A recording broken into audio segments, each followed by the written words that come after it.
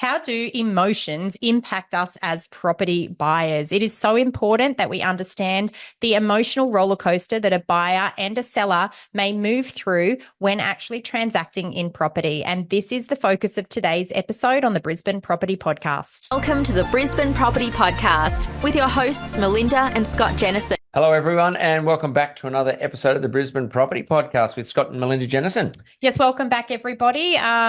Can you believe it? We are on the home run until Christmas. Not many weeks left at all before we will all be hopefully having some downtime with our friends and family. Always love Christmas. It is a time of year where we do get to spend with our three boys, and it's not often that we're all at home in the same place at the same time, but Christmas is certainly a time for us where family comes first, and we'll be looking forward to a little bit of downtime over that Christmas period away from work as well. Yeah, a little bit.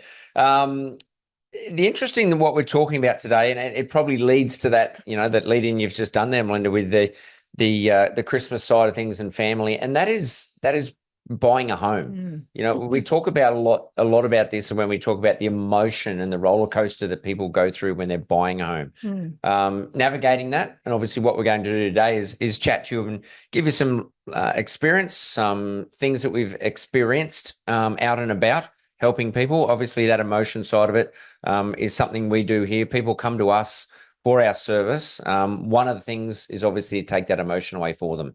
People can get really caught up in buying a home.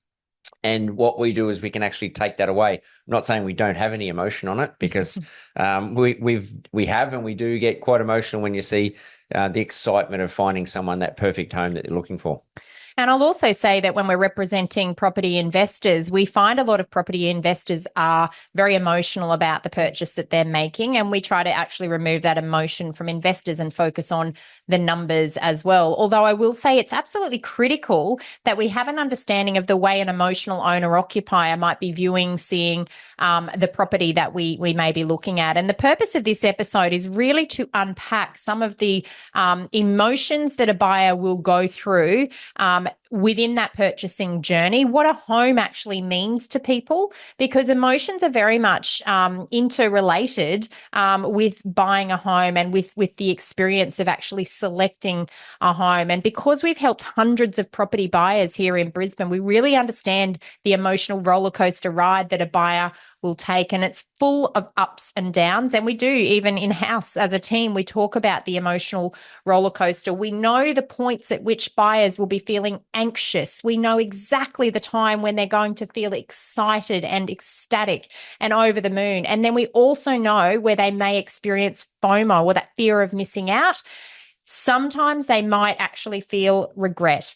And our job as advocates and as buyer's agents helping them through that journey of selecting a property is to also manage the emotional response that they may have at certain periods throughout that buying process. So that's what we're going to be covering today. Yeah, so some of the things that we do, obviously buyers do experience. Excitement, so it could be literally finding the right home. Yep.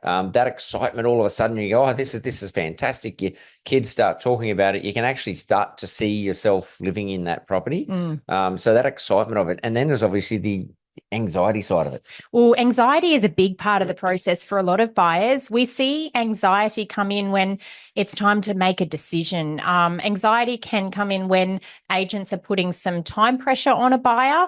That makes them feel very anxious. Sometimes it can be selecting or understanding how much they should be paying and really deciding on an amount to offer.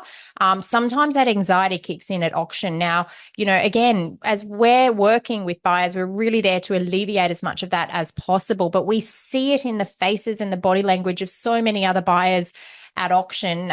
We've seen red rashes, we've seen sweats, we've seen everything, and that is a response to anxiety. And of course, auction is one of those areas where you see heightened emotional responses from buyers. I'll also say, though, under a private treaty sale, once an offer has been submitted, there's a huge amount of anxiety while you wait for a response from the seller to know whether that offer has been accepted. So anxiety is certainly part of that process, and it's an ordinary response to that buying journey. one I've actually heard at an auction, an auctioneer saying that I think there was a couple bidding, and he said you don't want to be in that car on the way home. So Ooh. yeah, that's something that he would be quite anxious. I think the partner in that one. Obviously, the fear of missing out. There's that competition that's there, and you're worried that there's a fear of missing out, and there's also a bit of regret sometimes. Yeah. The regret when you miss out, if you weren't quite ready, if you didn't have the budget, all those types of things that you'll have those regrets if you do miss out as well. Yeah, I think regret is worse when as a buyer you had the budget but you chose not to use the budget. And I feel through our experience, that's when regret tends to sink in the most for buyers. And of course, it's important that as advocates, we coach people through the potential consequences of decisions that they're making, because regret is something that's not a pleasant feeling, especially if it takes many months for another suitable opportunity to become available in a market where listings are potentially quite tight. Yeah, you've got to understand the value of the property, what it is valuable at, how the value sits. One thing you don't want to actually do is go in with a low budget and then say, and continue to say afterwards, I wish I had that one, or I wish it was, because that property sold. There's a pretty good chance that property will never come up again for sale whilst you're looking, or when you want to look at that property as well. So yeah, there's those sort of things, obviously triggering those sort of feelings and emotions. I mean, you're looking to buy a home. That's right. So it does get really, really, that's probably one of the biggest things, because that could be life-changing. It can be life-changing. If we think about what a home means to us, it's a place that we create memories. We talked about, a place that we gather for Christmas, a place that we gather with our family, with our friends.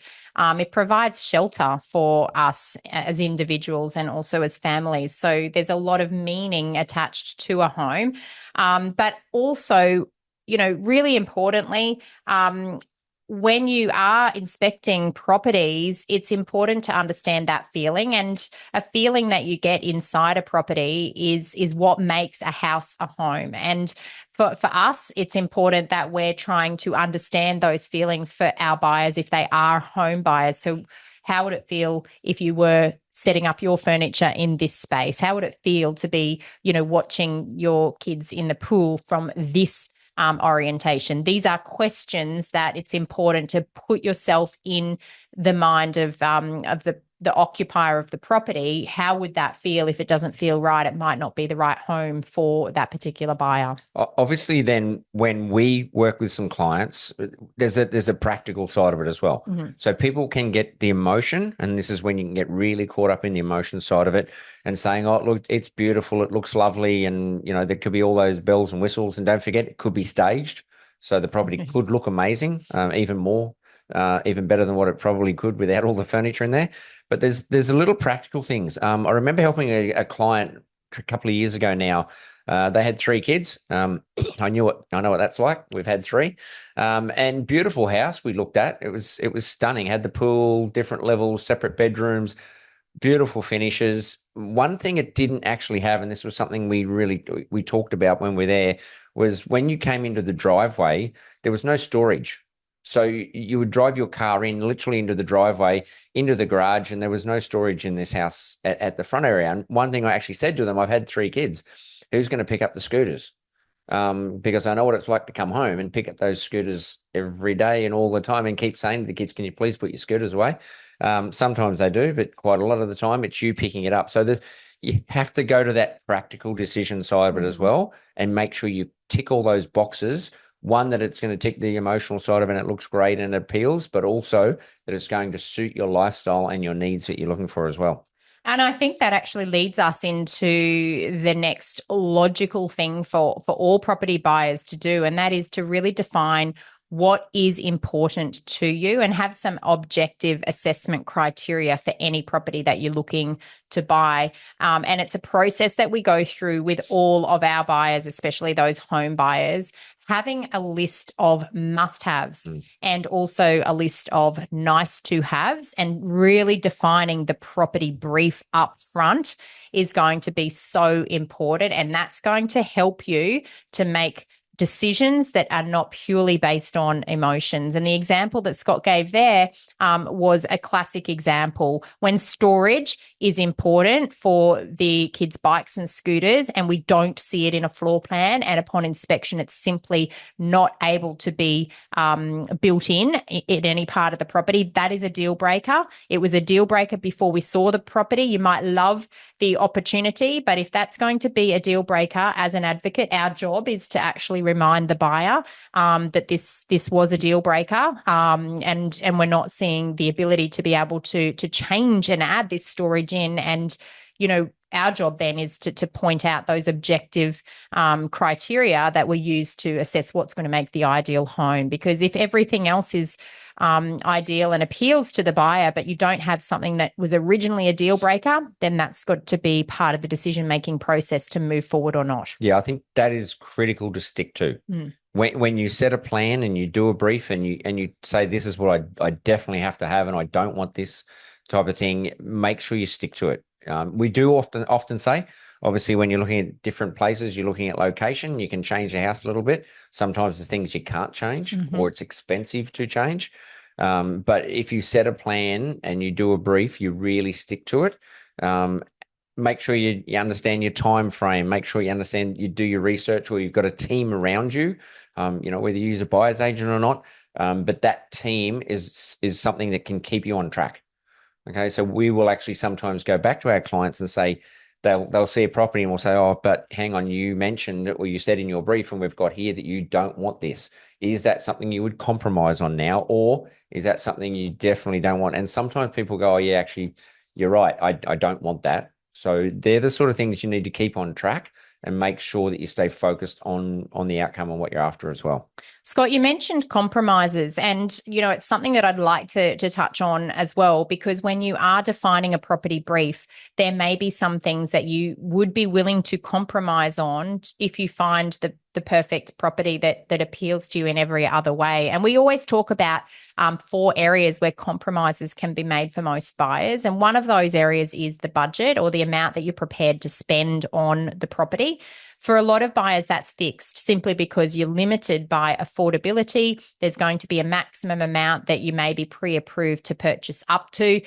So there's going to be a cap. We often find with buyers that we're working with that there's a comfort level, and then there is a hard line or a line in the sand. So a lot of buyers that we work with might prefer for us to work with the comfort budget, and that's okay.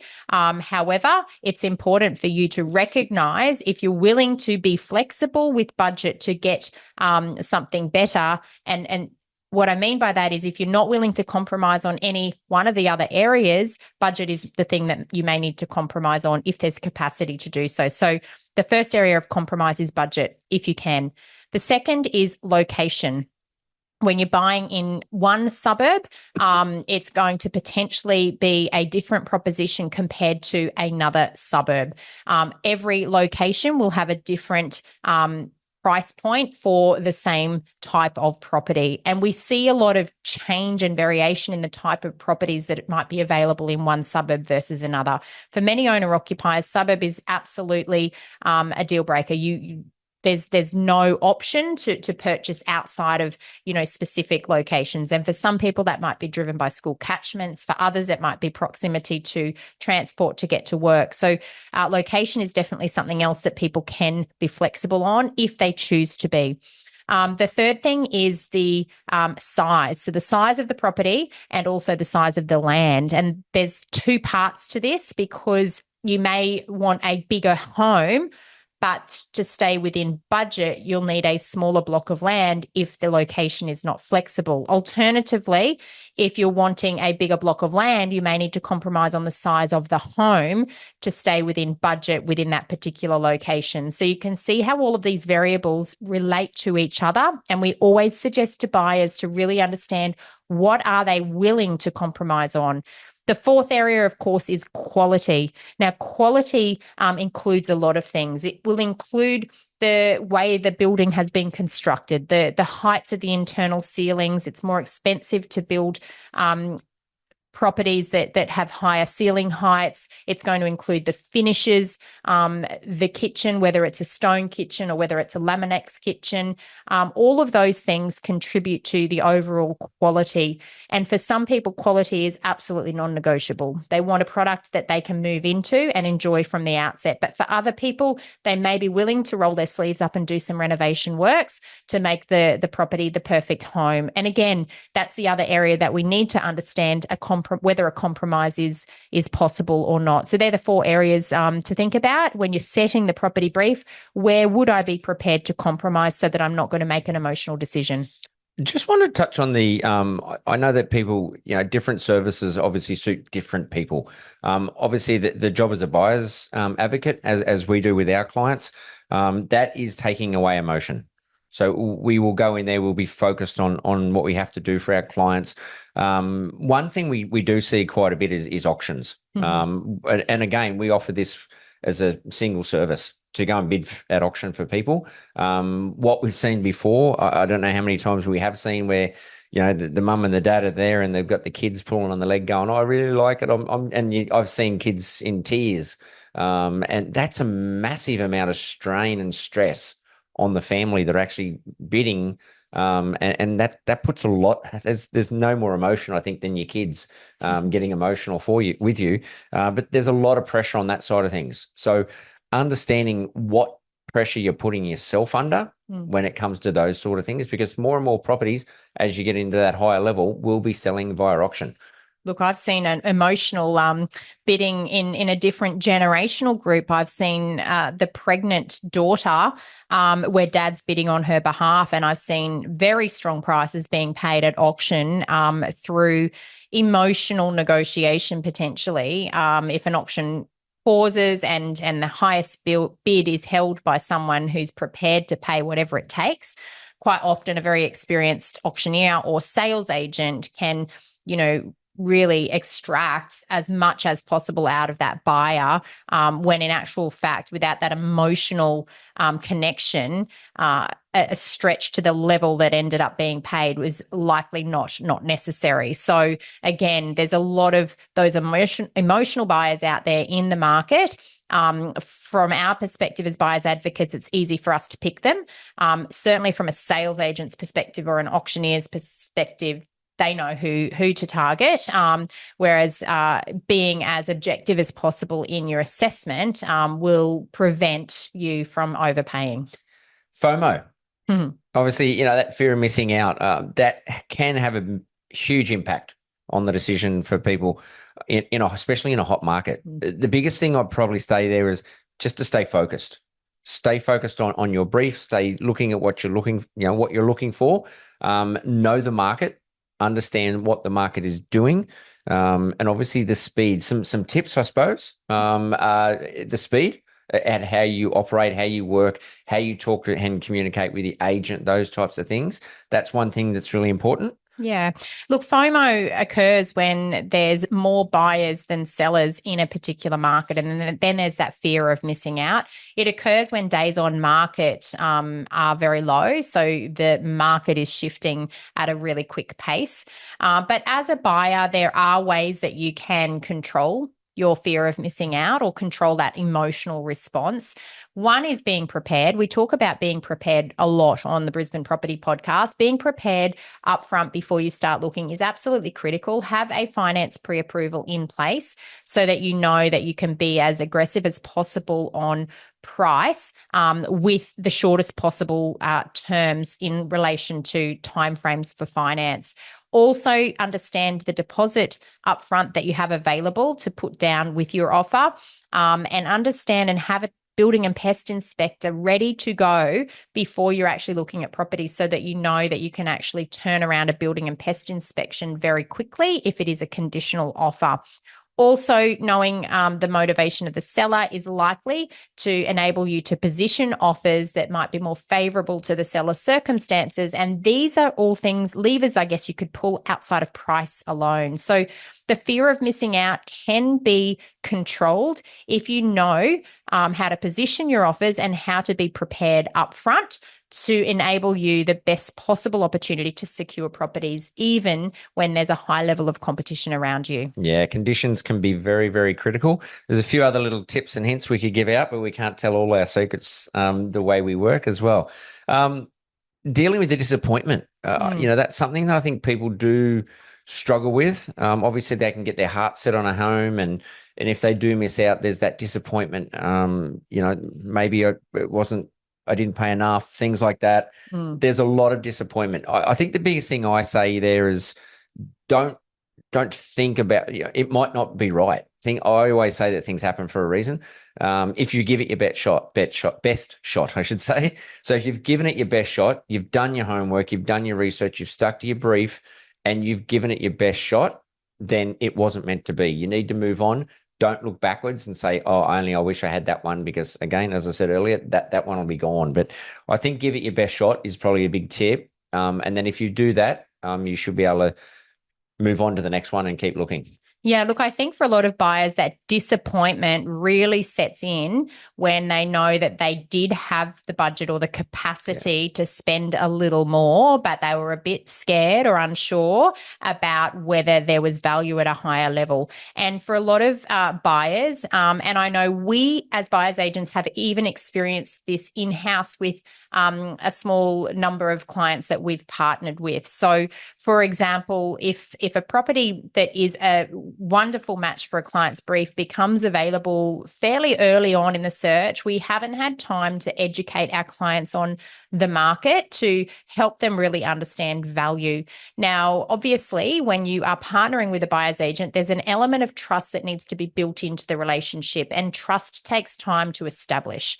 So if something comes up very soon in the partnership, regardless of the fact that we may appraise the property within a certain range, we have experienced in the past where clients have been a little uncertain and have come in at the lower end of our appraisal range. Now, despite any guidance, advice, or input from us, that's their comfort level, and they've indicated that they're not willing to go to the upper end of our appraisal. Now, this is potentially in times where market competition is high, and we know based on experience and many negotiations and many multiple offer situations, we know where the property is likely to sell, and we do share that information with clients. However, for whatever reason, there is a reluctance to follow the advice up front.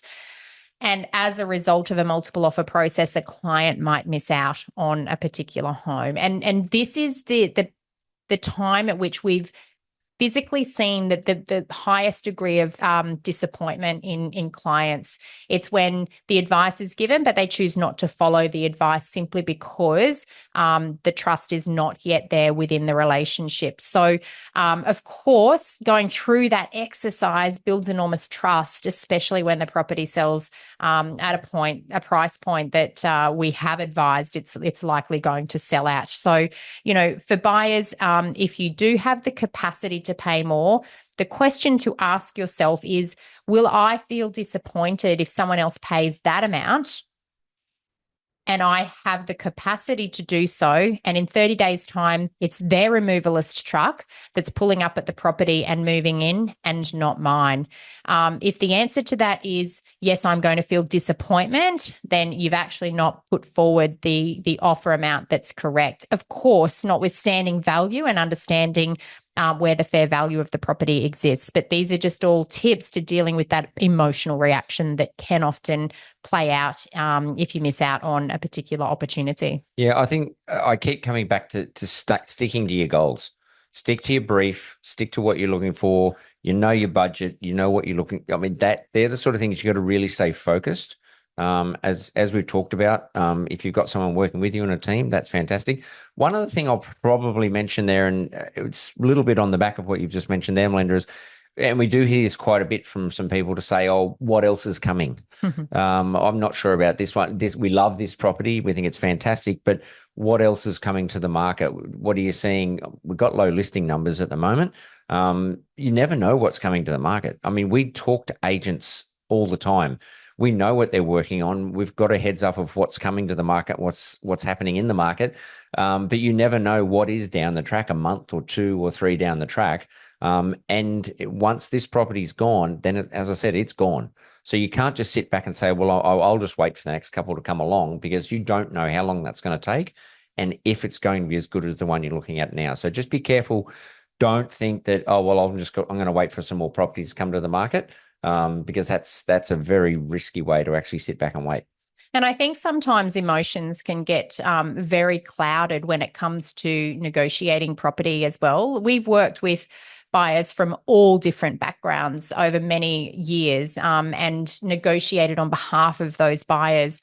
From our perspective, a lot of the time we do need to manage our clients' emotional response to the negotiation process. And at the same time, a sales agent is managing the seller's or the vendor's emotional response to the negotiation process. And we've worked with people that have been in mediation negotiations as part of their own role, as an example, and they've said, look, in negotiations that I do every day of my life, this is what generally plays out. And we've had to remind them that negotiations in property can actually be a little different because emotions are actually involved, and it's really important for us to understand the emotions that the seller is going through, as well as controlling the emotions that the buyer is going through as well. And our job as buyers advocates is to really help our buyers understand that negotiation in property is a little different to negotiation in other parts of life. And this is something that professional representation can help you to understand. It removes the emotion from the process, helping you understand the emotional response, but also separating the emotion from the process of actually bringing buyer and seller together to agree on value. Yeah, I think that's a good point on the negotiation. That's a good tip for people is it's not one person that negotiates. There's generally two parties, and that's a buyer and a seller. And if you put yourself in the seller's shoes and they're selling their home, which they've loved, and they're going to have to part with that, they're going to think that home is worth a lot more than what you probably do if you're the buyer. So you've got to put yourself in their shoes sometimes, understand what they might be thinking, and that's a part of negotiation, to be able to work with two parties together to come to that happy medium, or wherever it may be, that line in the sand where people go, hey, that's all I'm prepared to pay, or that's all I'm prepared to let it go for. That's a part of negotiation. You've got to understand that, and don't just make it one-sided, because I've never seen a negotiation work out that has just been one-sided at all. And another little practical tip, when you are submitting an offer, if you do have the opportunity to negotiate with a seller, don't tell them everything that's wrong with the home that they've been living in and loving for many, many years, and don't justify the price you're offering on the basis of the problems with the property.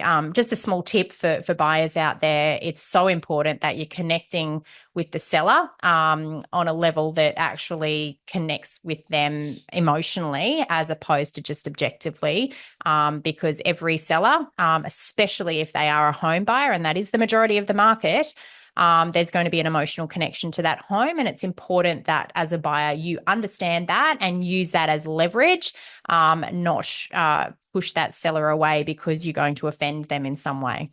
Perfect. Some tips, some hints. Obviously, take that emotion out of it, or ask for some help.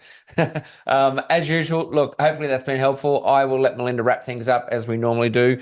From myself, it's been great talking. Talk to you again next week. Take care and bye for now.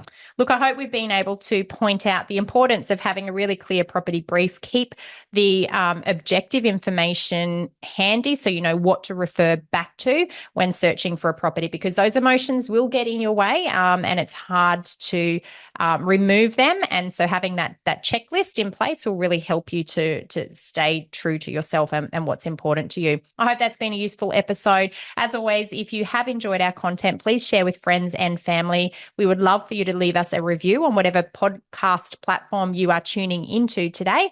But we will look forward to speaking with you again next week. Between now and then, thanks for joining us and bye for now.